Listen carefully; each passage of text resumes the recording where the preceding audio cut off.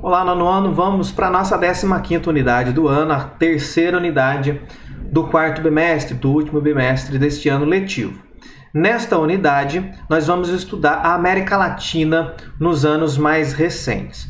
Você já deve ter estudado em geografia a ideia, esse conceito sobre a América Latina, o que é a América Latina. Nós vamos falar um pouquinho sobre esse conceito e depois, nas próximas aulas, nós vamos tratar dos problemas da América Latina contemporânea.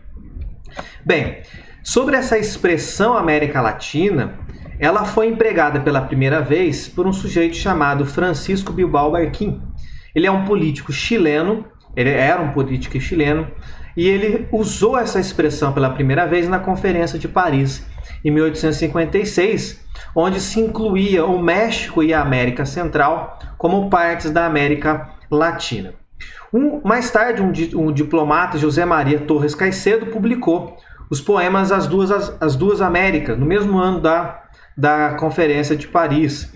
E nesse poema, que acabou ficando conhecido, ficou famoso, ele fazia uma contraposição entre a América inglesa, que é protestante e liberta da opressão, com a América Latina, que era católica e oprimida.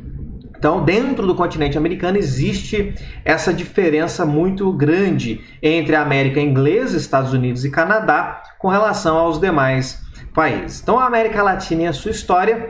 A América Latina ela sempre foi alvo de exploração, começando lá com as metrópoles europeias em busca de riquezas, no contexto do expansionismo marítimo, em que os europeus desejavam ampliação de poderes. Então eles buscavam riqueza em outros continentes.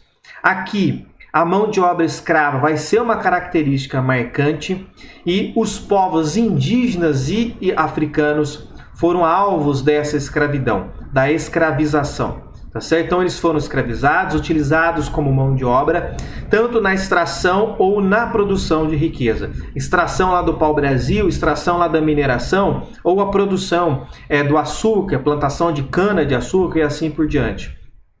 Então, aquela estrutura social que se estabeleceu na América Latina, ela se estabeleceu como uma estrutura pensada na comercialização e a exploração de seres humanos. Ela se formou tendo isto como base, a comercialização e a exploração de seres humanos. E essa estrutura social ela se manteve e chegou até a atualidade. Aí, claro, alguns podem questionar, mas a escravidão acabou. Mas a estrutura social da escravidão ela não acabou. A sociedade ela não foi transformada. Os grupos sociais se mantiveram exercendo funções muito parecidas com o período colonial. Tá certo? E como que a gente pode constatar isso? Pela desigualdade de oportunidades e o racismo que é muito presente na América Latina. Então isso é suficiente para mostrar que a estrutura social não mudou. A única coisa que mudou foi, por lei, a proibição da escravidão, mas a exploração dessas classes mais pobres, a exploração continuou de outra maneira. Após os processos de emancipação, lá no início do século XIX, pela independência dos países europeus, aquela dependência econômica continuou, certo? Então, os países da América Latina, e claro, o Brasil incluso, conseguiu a sua independência política. Ou seja,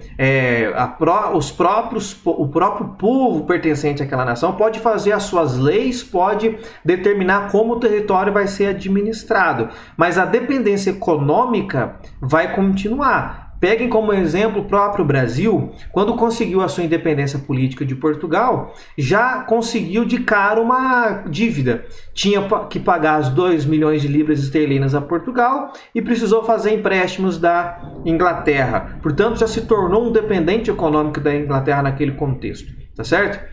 E aí, outros protagonistas a partir desse processo de emancipação vão entrar em cena e vão tirar proveito dos novos países. Então, se no caso do Brasil sai Portugal, que controlava política e economicamente, sai Portugal, mas entra a Inglaterra, que não domina politicamente, mas domina economicamente. E por dominar economicamente, acaba dominando, influenciando de forma indireta também a política.